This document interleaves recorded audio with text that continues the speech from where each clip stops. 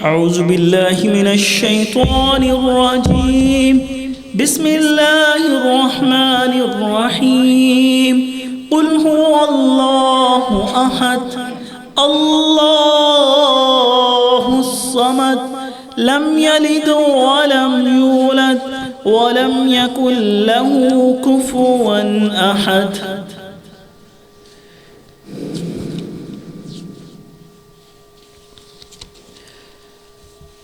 قال الله تعالى في القرآن المجيد والفرقان الحميد. أعوذ بالله من الشيطان الرجيم. بسم الله الرحمن الرحيم. غير المغضوب عليهم ولا الضالين.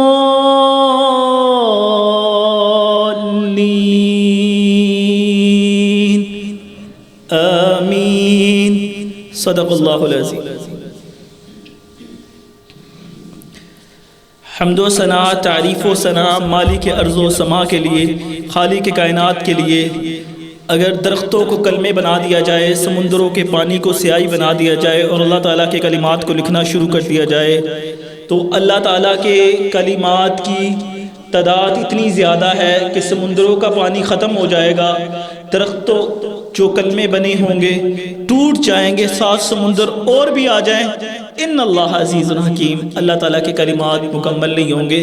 ہر قسم کی حمد و ثنا مالک کے کائنات، خالق کے کائنات کے لیے، اور لا تعداد درود و سلام میرے اور آپ کے پیارے پیغمبر ہادی برحق رحمت عالم سید الکونین سرکار دو عالم جناب حضرت محمد رسول اللہ صلی اللہ علیہ وآلہ وسلم کی ذات اقدس و مطہر. بند کر دو، بعد میں مولوی صاحب پہ پرچہ آ جائے.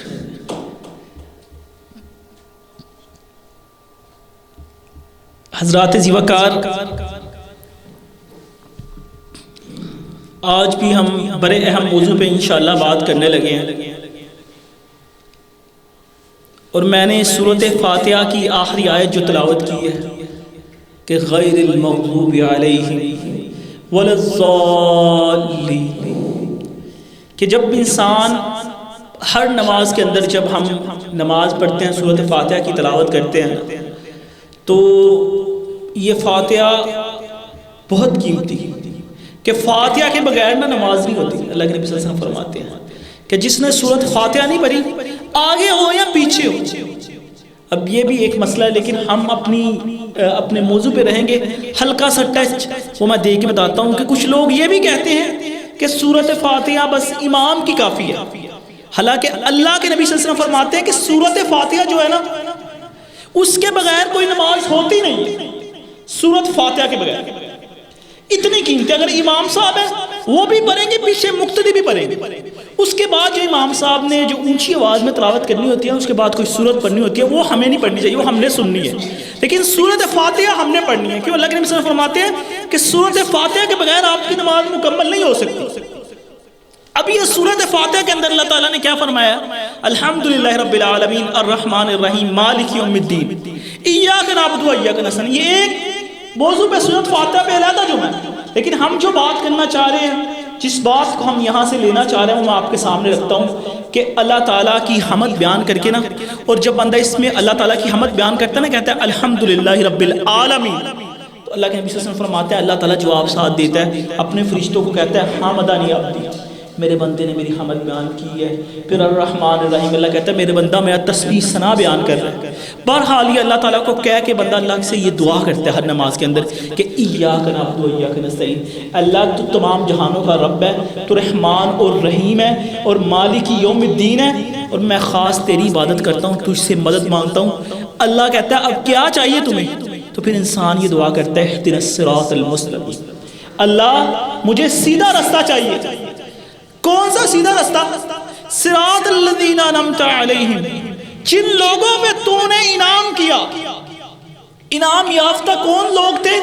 اولئک الذین انعم اللہ علیہم من النبیین، نبیین تھے انعام یافتہ، وصدیقین، صدیقین تھے انعام یافتہ، والشہداء والصالحین، یہ لوگ تھے ایمان یافتہ، اللہ ہمیں ہم پہ انعام کر، صراط الذین انعمت علیہم غیر المغضوب علیہم ولا الضالین، اور یا مولا کریم ہم پہ ہمیں ولا الضالین ہمیں گمراہ نہ کرنا، غیر المغضوب علیہم ولا الضالین ان لوگوں کی طرح۔ وہ کون سے لوگ تھے؟ یہود و نصارہ۔ اللہ ہمیں ان لوگوں جیسا نہ بنا کہ جن پہ اللہ تعالیٰ نے اپنی لعنت اور پھٹکار نازل کر دی۔ تو حضرات دیوکار، جیسا کہ آپ جانتے ہیں کہ مسلمانوں کا، غزہ کے لوگوں کا، فلسطین کے لوگوں کا جس طرح ان کی نسل کشی کی جا رہی ہے، جس طرح ان کا قتل عام ہو رہا ہے، اور جس طرح ظلم و ستم کی ایک انتہا ہو رہی ہے اس دور میں، اگر آج بھی مسلمان محبت نہ کرے اپنے مسلمان بھائیوں سے، جس طرح میرے پیارے پیغمبر صلی اللہ علیہ وسلم فرمایا تھا کہ مسلمان ایک جسم واحد کی طرح، ایک مسلمان کی تکلیف نہ دوسرے مسلمان کو ہوتی ہے۔ تو آج بھی ہمارے جو بھائی ہیں جن پہ ظلم و ستم ہو رہا ہے، اگر آج بھی ہم یہودیت کی فیور میں بولیں یا ہمارے دل کے اندر کوئی ان کے لیے نرمی پیدا ہو، یا آج بھی ہم ہاتھ پہ ہاتھ در کے بیٹھے ہوئے ہیں، ہمارے نہ خرد میں کوئی ہیبت نہ دل میں کوئی داغ، تو یہ ہم پہ افسوس ہے۔ سب سے پہلے تو ہم آپ کے سامنے بتاتے ہیں نا کہ یہودیوں کے بارے میں، یہودی وہ لوگ تھے کہ جنہوں نے اللہ کے نبیوں کو قتل کیا، اور آپ جانتے ہیں کہ سب سے برا گناہ کون سا ہے؟ سب سے بدترین شخص کون سا ہے؟ جو نبی کو قتل کرتا ہے یا جس کو نبی قتل کرتا ہے؟ جو نبی کو کرتا ہے یا جس کو نبی قتل کرتا ہے؟ اللہ کے نبی صلی اللہ علیہ وسلم نے ایک کو قتل کیا تھا، امیہ بن خلف کو قتل کیا تھا نا، اللہ کے نبی صلی اللہ علیہ وسلم نے اپنے ہاتھوں سے قتل کیا۔ تو اس نے کہا تھا نبی پاک صلی اللہ علیہ وسلم کو کہ میں آپ کو قتل کروں گا، تو آپ نے فرمایا تھا تو کیا کرے گا؟ میں تجھے قتل کروں گا۔ اس بدبخت کو اللہ کے نبی صلی اللہ علیہ وسلم نے اپنے ہاتھوں سے قتل کیا تھا۔ سب سے بدترین شخص وہ ہوتا ہے کہ جو انبیاء کو قتل کرتا ہے یا جس کو نبی قتل کرتا ہے۔ اور یہودی وہ قوم گزری، اللہ کہتا ہے وَيَقْتُلُونَ الْأَنْبِيَاءَ، اللہ کہتا ہے انہوں نے نبیوں کو قتل کیا، حضرت زکریا کو قتل کیا، حضرت یحییٰ کو قتل کیا، حضرت عیسیٰ علیہ السلام کو ان کے نزدیک قتل کر دیا۔ لیکن اللہ نے ہمیں بتا دیا وَمَا قَتَلُوا وَمَا صَلَبُوا، کہ میں نے عیسیٰ کو اوپر ہی اٹھا لیا، اللہ قرآن میں کہتا ہے۔ لیکن ان کے نزدیک یہی ہے کہ عیسیٰ کو علیہ السلام کو قتل کر دیا۔ اور بھی انبیاء جو اللہ کی دعوت لے کے آتے، یہودی قوم اس کو قتل کر دیتے۔ یہ اتنی بدترین اور بدبخت قوم، اور یہ وہ قوم ہے کہ جب اللہ کے نبی صلی اللہ علیہ وآلہ وسلم جب آپ علیہ السلام گئے تھے نا مدینہ کے اندر، تو وہاں یہودیوں کے 3 قبیلے تھے، بنو کینکا، بنو نذیر، اور تیسرا کون سا قبیلہ تھا؟ بنو قریظہ۔ یہ 3 قبیلے تھے۔ اب ان 3 قبیلوں کے ساتھ نا مسلمانوں کا معاہدہ طے پا۔ آج بھی ہم کہتے ہیں نا کہ نہیں جی ہون دور اور طرح دا گلوبلائزیشن دا دور ہے، تو ہون تے ساڑا حق باندھا، انہوں نے معاہدے کر لیے، ڈپلومیٹک ریلیشنز ان کے ساتھ ہمیں اپنانے چاہیے۔ ساری دنیا بنا رہی ہے، اب تو ایجپٹ نے بھی کر لیا، جارڈن نے بھی کر لیا، دبئی نے کر لیا، تو ساڑا بھی حق باندھا ہے۔ کہیں اے بھی تانوں سیکولر لوگ ملن گے اس ملک دے وچ جڑے کہن گے کہ نہیں جی اسرائیل میں کون سی غلطی ہے، ہم ان سے پروڈکٹ تو آلریڈی لے رہے ہیں، کسی اور وجہ سے آ رہے ہیں۔ تو اس وقت بھی ان 3 جو قبیلے تھے ان کے ساتھ معاہدہ طے پایا۔ اب ان تینوں نے کیسے معاہدوں کی خلاف ورزی کی اور پھر ان کا انجام کیا ہوا؟ سب سے پہلے بنو کینکنا جو قبیلہ تھا نا، اس نے مسلمانوں کی عورت ان کے قبیلے میں گئی تو انہوں نے اس کو بے لباس کر دیا۔ آج بھی مسلمانوں کی عورتوں کو، ان کی بیٹیوں کو بے لباس کیا جا رہا ہے، سب کچھ خاموش ہیں، کوئی بول نہیں سکتا، کوئی مذمتی صرف بیٹھ کے بیان دیے جا رہے ہیں۔ مذمتی بیان کر لیں گے، کیا کر لیں گے، کب کر لیں گے، کب کر لیں گے، کیا کر لیں گے، کیوں کر لیں گے؟ مذمتی آج بھی ہمارے مسلمانوں کے بیان آ رہے ہیں، اس وقت بھی اسی طرح مسلمان کی عورت کو انہوں نے بے لباس کیا، وہاں ایک مسلمان تھا جس نے اس کو قتل کر دیا۔ اس وقت اللہ کے نبی صلی اللہ علیہ وسلم نے کہا جو آپ سے معاہدہ تھا، کیونکہ آپ نے اپنے وعدہ کی خلافی کی ہے، جو ان کے ساتھ احد ہوا تھا اس کی انہوں نے شکنی کر دی، اس لیے ان کے ساتھ معاہدہ ٹوٹا۔ پھر اللہ کے نبی صلی اللہ علیہ وسلم نے فرمایا ہم نے تمہیں چھوڑنا نہیں۔ انہوں نے کہا کہ اللہ کے نبی صلی اللہ علیہ وسلم کہ ہمیں پھر جلا وطن کر دیا جائے۔ ان کو وہاں سے نکال دیا گیا، وہاں سے نکالا۔ پھر دوسری جو یہودیوں کی قوم تھی بنو نذیر، جو قبیلہ تھا یہودیوں کا جو مدینے کے اندر، ان کے ساتھ اللہ کے نبی صلی اللہ علیہ وسلم بات کرنے گئے، اور وہ بات میں تو اللہ کے نبی صلی اللہ علیہ وسلم کہ جیسے ہم آپ کے ساتھ ہیں، اسی طرح اللہ کے نبی صلی اللہ علیہ وسلم جب پاس کیا نا تو انہوں نے پہلے پلاننگ کی ہوئی تھی کہ ہم ان کا قتل کریں گے، یعنی نعوذ باللہ معاذ اللہ کے نبی صلی اللہ علیہ وسلم کو نا ہم نے شہید کرنا ہے، قتل کرنا ہے۔ پلاننگ بٹھا کے اوپر ایک بندہ بٹھایا ہوا تھا جس نے ہاتھ میں کچھ پکڑا ہوا تھا، لیکن اللہ تعالیٰ نے اپنے نبی کو بتا دیا کہ یہ آپ کے خلاف سازش ہے، آپ کو مارنے کا پروپیگنڈا کیا گیا۔ ان کے ساتھ بھی انہوں نے بھی عہد شکنی کی، جو عہد مسلمانوں سے کیا تھا وہ توڑ دیا۔ اب اللہ کے نبی صلی اللہ علیہ وآلہ وسلم نے کہا، ان کے ساتھ بھی جب جنگ کے لیے سیدھا ہوئے تو انہوں نے بھی کہا کہ ہمیں معاف کر دیں، ہم یہاں چھوڑ کے بھاگ جاتے ہیں۔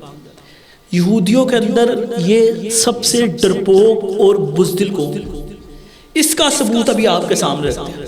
جو سب سے بزدل ترین قوم ہے نا وہ یہودیت ہے۔ آج بیٹھ کے جتنا مرضیہ قید بیان دے دے کہ ہم پوری دنیا کے اندر ہم میں طاقت ہے، میزائل چلا سکیں، ان کی کوئی جرت ہی نہیں۔ یہ تو حماس کے ایک حملے سے اتنا ڈر گئے کہ جنہوں نے ہسپتالوں کے اندر، حالانکہ جنگ کے اندر یہ رولز ہوتے ہیں، جو رولز اور ریگولیشن ہوتی ہے اس میں کیا ہوتا ہے کہ جنگ کے دوران نہ ہسپتالوں پہ حملے ہوتے ہیں نہ ایمبولینسوں پہ ہوتے ہیں، لیکن انہوں نے وہ بھی 500 بندوں کو شہید کیا حملہ کر کے۔ تو حضرات انسانیت کی دجیاں اڑا کے رکھتے ہیں ان بدبختوں نے، کیوں؟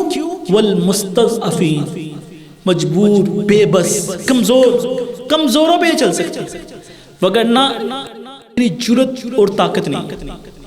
اب حضرات ذی وقار انہوں نے بھی اللہ کے نبی صلی اللہ علیہ وسلم سے کہا کہ ہمیں جلا وطن کر دیا جائے۔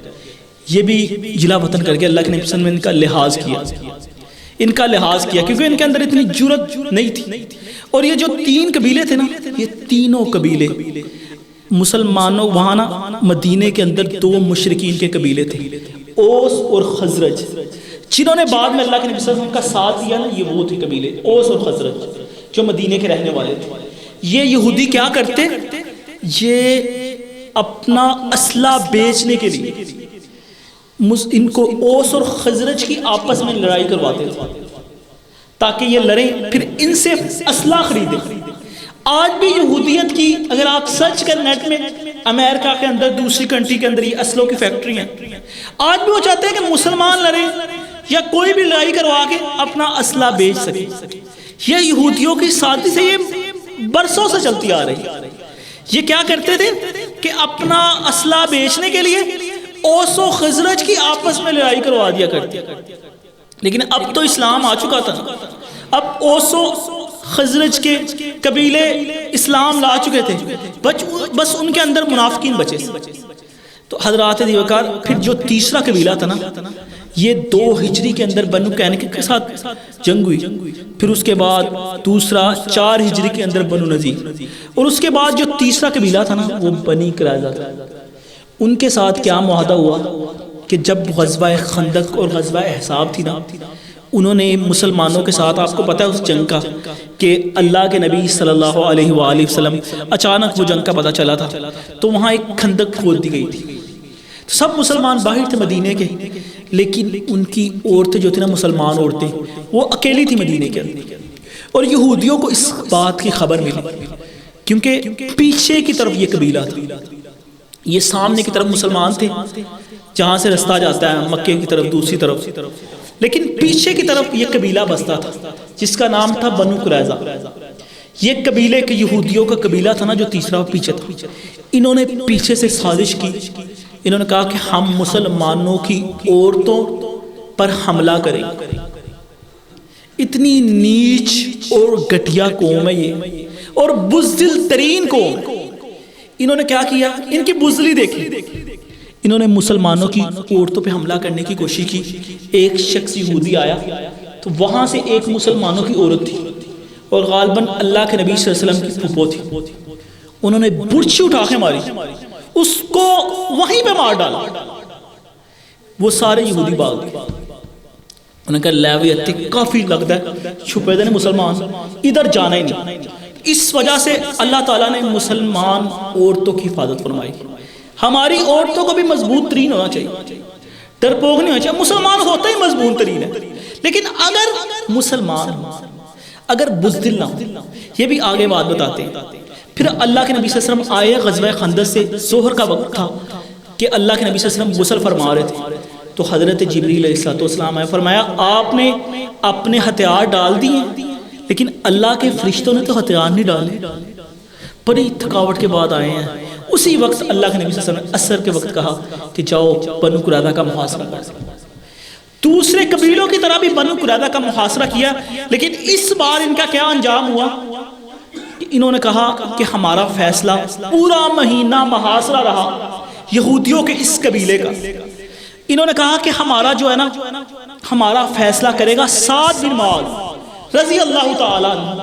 یہ اوس جو قبیلہ تھا نا مشرکین کا مدینے کے اندر، اس کے سردار تھے، بعد میں مسلمان ہو گئے تھے، اسلام کے مجاہد تھے، زخمی تھے۔ ان کو بلایا گیا، ان کو کہا سعد کیا فیصلہ کرنا ہے، کیونکہ ان کو پتا تھا کیونکہ یہ اوس اور بنو قریظہ آپس میں ایک دوسرے کے حلیف تھے، تو انہوں نے کہا سعد نے تو ہمارے حق میں فیصلہ کرنا۔ لیکن سعد نے کیا فیصلہ کیا؟ سعد نے کہا ان کے بچوں کو غلام بنا لو، ان کی عورتوں کو لونڈیاں بنا لو، اور ان کے مردوں کو قتل کر دو۔ کس طرح؟ جس طرح حضرت موسیٰ علیہ السلام کے دور میں تھی کہ جب فرعون کے لشکر سے اللہ نے یہودیت کو نجات دی، اس کے باوجود اللہ کے نبی موسیٰ علیہ السلام جب ایک کوہ طور پہ گئے تھے نا، پیچھے سے انہوں نے نشانیاں اللہ کی دیکھ کے ان کی آنکھوں کے سامنے، اللہ کہتا ہے وَإِذْ فَرَقْنَا الْبَحْرَ بِكُمُ الْبَحْرَ، کہ میں ان کی آنکھوں کے سامنے فرعون کو غرق کر دیا، اس کے باوجود انہوں نے پھر بچھڑے کی پوجا شروع کر دی۔ پھر اللہ نے آ کے کہا کہ ان کو اس صورت میں اس کو معاف کر دیا جائے گا جو اپنے آپ کو قتل کر دیا جائے گا۔ پھر وہاں یہودیوں کو قتل کر دیا گیا۔ یہی سعد نے فیصلہ دیا، سعد نے کہا رضی اللہ تعالی عنہ ان کے مردوں کو قتل کر دیا جائے۔ تو پھر اللہ کے نبی صلی اللہ علیہ وسلم فرماتے ہیں کہ اللہ نے کہا جو سعد کا زمین پہ فیصلہ تھا نا، وہی اللہ کا عرش بری پہ فیصلہ تھا کہ ان لوگوں کو جینے کا حق نہیں، ان بدبخت لوگوں کو۔ اور آج بھی دیکھ لیں کہ جس طرح اس نے کہا تھا، ہٹلر نے بھی یہ بات کہی تھی نا جو پچھلے جمعے میں بیان کی ہے کہ ان لوگوں کو میں اس لیے کچھ یہودیوں کو چھوڑ رہا ہوں، چاہتا تو سارے یہودی مار دیتا، لیکن but I kept some to show the world کہ why I killed them، کہ میں نے کچھ یہودیوں کو صرف اس لیے چھوڑا ہے کہ لوگ ان کی کرتوت دیکھ سکیں۔ اور آج لوگ دیکھ رہے ہیں نا کہ مظلوم فلسطین کہ جنہوں نے اپنی سرزمین پہ ان یہودیت کو جگہ دی، اپنی سرزمین پہ، جب آج بھی جو بائیڈن ہو یا وہ پورا امریکہ یا برطانیہ ہو آج بھی اس کی سائیڈ کے لیے جا رہا ہے نا، حمایتیں کر رہے ہیں، تب وہ کہاں تھا 1945 میں؟ تب انہوں نے کیوں نہیں جگہ دی؟ اتنا بڑا امریکہ کے پاس اتنی زیادہ لینڈ ہے، اس کے باوجود کیوں نہیں دی؟ کسی نے جگہ نہیں دی۔ جب فلسطینیوں نے جگہ دی، آج انہی کے دشمن ہیں، انہی کی بچوں کو مار رہے ہیں، لیکن کوئی بھی ساتھ بولنے کے لیے نہیں، کوئی بھی ساتھ دینے کے لیے نہیں۔ اس کی وجہ کیا ہے؟ کبھی آپ نے سوچنا اس کی وجہ کیا ہے؟ اس کی وجہ یہ ہے کہ اللہ کے نبی صلی اللہ علیہ وسلم فرماتے ہیں نا، فرمایا ایسا وقت آئے گا کہ کافر جو ہوں گے نا، وہ کھانے پہ جس طرح دیگ پہ ٹوٹ پڑتے ہیں نا، اس طرح ٹوٹ پڑیں گے مسلمان، جس طرح کھانے پہ ٹوٹ پڑتے ہیں۔ آپ تو دیکھتے ہیں نا جب کہیں کھانا زیادہ ہو تو جو لوگ حرکتیں کرتے ہیں، اسی طرح فرمایا سب کافر ایک ہی دیگ پہ کود پڑیں گے۔ فرمایا اللہ کے نبی صلی اللہ علیہ وسلم تب مسلمان نہیں ہوں گے۔ مسلمان کتنے ہوں گے؟ فرمایا مسلمان سیلاب کی جاگ کی طرح ہوں گے، اتنے زیادہ مسلمان۔ فرمایا کچھ نہیں کریں گے؟ اللہ کے نبی صلی اللہ علیہ وسلم نہیں۔ فرمایا ان کے دلوں کے اندر کافروں کی ہیبت پڑ جائے گی، کافروں کی ہیبت ان کے دلوں میں پڑ جائے گی، اور ان کے دلوں کے اندر وہن کی بیماری لگ جائے گی۔ کبھی وہ وقت تھا کہ مسلمانوں کی ہیبت کہ جب کیسر و کسریٰ نامی بادشاہ کے ہاتھوں میں عمر کا نام سن کے جام جلک جایا کرتا تھا، آج وہ وقت ہے ہمارے حکمرانوں کے ہاتھوں میں امریکہ کا نام سن کے جام جلک جایا کرتے ہیں۔ امریکہ کا نام سن کے سب خاموش بیٹھ جاتے ہیں۔ اس کی وجہ کیا ہے؟ وجہ میرے پیارے پیغمبر نے فرمایا 1400 سال پہلے کہ مسلمانوں کے دلوں کے اندر وہن کی بیماری لگ جائے۔ اللہ کے نبی وہن کیا ہے؟ وہن کیا ہے؟ فرمایا وہن دنیا کی محبت اور موت کا خوف اور دنیا کی محبت، اور یہ ایسی چیز ہے ہمارے اندر، یہ ایسی چیز آ چکی ہے کہ جس لیے نہ خرد میں کوئی ہیبت پیدا ہوتی ہے، نہ دل میں کوئی داغ پیدا ہوتی ہے۔ ہمارے بچے، مسلمانوں کے بچے شہید کر دیے جائے، ہسپتالوں پہ حملے ہو گئے، لیکن سب خاموش بیٹھے ہیں۔ کوئی نہیں ہے جو یہ کہہ سکے کہ میں اس امت کا صلاح الدین ایوبی بننے کے لیے تیار ہوں۔ کسی کی آنکھوں میں آنسو نہیں۔ کوئی ہمارے ماں باپ ہمارے بچے کی طرف میلی نظر سے دیکھے، ہم اسے مارنے کے لیے، ہم اس کا قتل کرنے کے لیے تیار ہو جاتے ہیں، لیکن افسوس آج ہم سے مسجد اقصیٰ چھن گئی، ارض شام چھن گئی، عزت و غیرت چھن گئی۔ آج مسلمانوں کی، فلسطین اور غزہ کے مسلمانوں کی نسل کشی ہو رہی ہے، لیکن کوئی نہیں ہے جو ہاتھ اٹھا کے رب سے دعا کر سکے یا کہہ دے کہ اللہ میں اس امت کا صلاح الدین ایوبی بننے کے لیے تیار ہوں۔ صلاح الدین ایوبی رشوت کا مال کھانے سے پیدا نہیں ہوتا۔ صلاح الدین ایوبی کافروں کی ہیبتوں دلوں کے اندر ڈالنے سے پیدا نہیں ہوتا۔ صلاح الدین ایوبی دنیا کی محبت، خواہشات کی پیروی سے پیدا نہیں ہوتا۔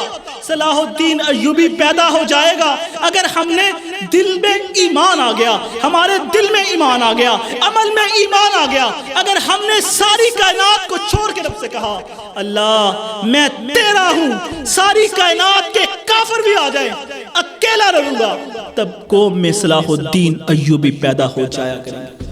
تب قوم میں عمر بن خطاب کے بیٹے پیدا ہو جایا کریں گے، تب قوم میں ابو دجانہ پیدا ہو جائے گا، تب قوم میں سعد بن ابی وقاص پیدا ہو جائے گا، تب قوم میں ابو عبیدہ بن جراح پیدا ہو جائے گا، تب قوم میں محمد بن قاسم پیدا ہو جائے گا، تب قوم میں نور الدین زنگی پیدا ہو جائے گا۔ مگر افسوس کی بات ہے کوئی یہ بننے کے لیے تیار ہی نہیں ہے۔ ہم چاہتے ہیں کہ ہمارے اعمال ہو فرعون جیسے، مقام ملے موسیٰ جیسا، تو حضرات ایسے کیسے ممکن ہو سکتا ہے؟ ہمارے پیارے پیغمبر نے آلریڈی کہہ دیا تھا کہ مسلمانوں کے دلوں کے اندر اس وقت جب مسلمانوں کا قتل عام ہوگا، سب کافر مل کر مسلمانوں پہ ظلم و ستم کر رہے ہوں گے، لیکن مسلمانوں کے دلوں کے اندر وہن کی بیماری لگ جائے گی، انہیں دنیا کی محبت ان کے دلوں کے اندر پیدا ہو جائے گی اور موت کا خوف پیدا ہو جائے گا۔ یہ وہ ایسی چیز ہے کہ جس کی وجہ سے انسان مومن تو کہلائے گا، مسلمان تو نام لیوا مسلمان تو بن جائے گا، لیکن دل کے اندر، عمل کے اندر اس کے کوئی ایمان نہیں ہوگا۔ حضرات عزیز وقار، جو بات آپ کے سامنے رکھنا چاہتا ہوں وہ یہی ہے کہ ہمارے حکمرانوں کو چاہیے کہ صرف مذمتی بیان نہ دیں، کیونکہ یہ وہ یہودیت قوم ہے کہ جو ایک بزدل ترین قوم تھی، جن کو مسلمانوں کو، جنہوں نے انبیاء کو بھی قتل کیا، مسلمانوں کا بھی قتل عام کیا۔ کن مسلمانوں کا؟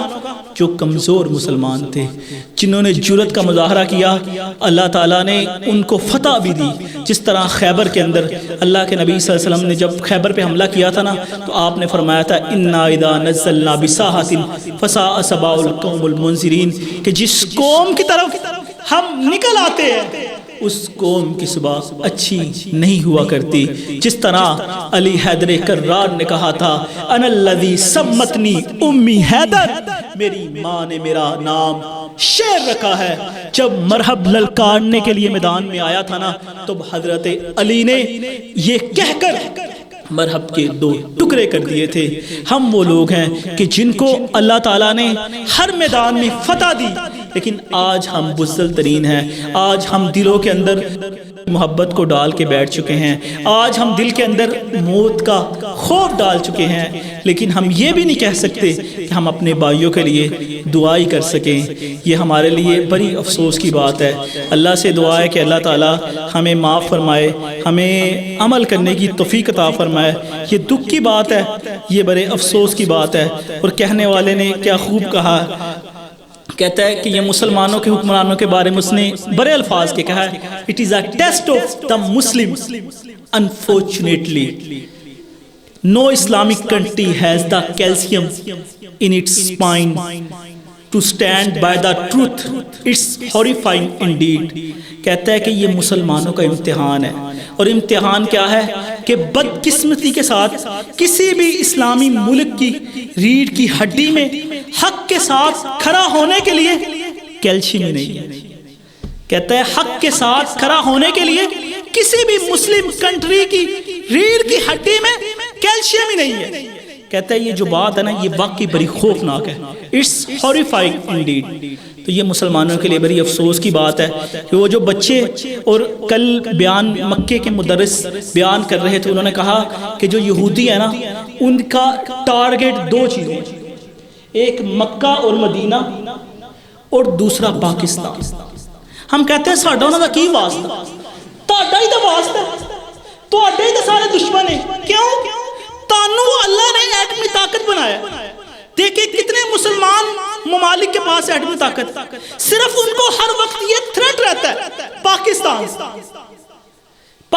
کے تھریٹ رہتا ہے. لیکن پاکستانی ڈرے پڑے ہیں، امریکہ فلاں فلاں فلاں، ہم ان کے غلام بنے پڑے ہیں. یہی تو وجہ ہے. یہ کون کہہ رہا ہے؟ مکے کا مدرس مسجد الحرام میں کل درس دیتے ہوئے کہہ رہا ہے کہ یا وہ مکے مدینے پہ قبضہ کرنا چاہتے ہیں یا پاکستان. اور پاکستان ایک دفعہ کہہ دیں ان کو کہ ہم چلانے لگے ہیں ایٹم بم، تو کیا مجال ہے اسرائیلیوں کی؟ یہ تو اللہ کہتا ہے قرآن مجید کے اندر یہ بزدل ترین قوم ہے. کیا ان کی جرأت ہے؟ ہم بیچارے بکاؤ بیٹھے ہیں.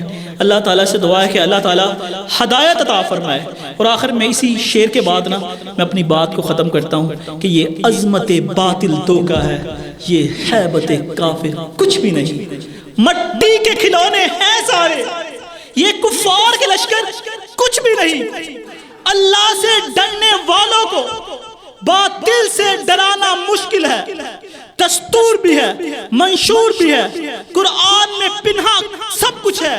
قرآن سے باہر کچھ بھی نہیں. اسلام اگر منظور نہیں، اللہ سے ڈرنے والوں کو باطل سے ڈرانا مشکل ہے. اسلام اگر منظور نہیں، قرآن اگر دستور نہیں، پھر افسوس ہے اس آزادی پر. یہ ملک و ملت کچھ بھی نہیں. وآخر دعوانا الحمدللہ بالعالمین.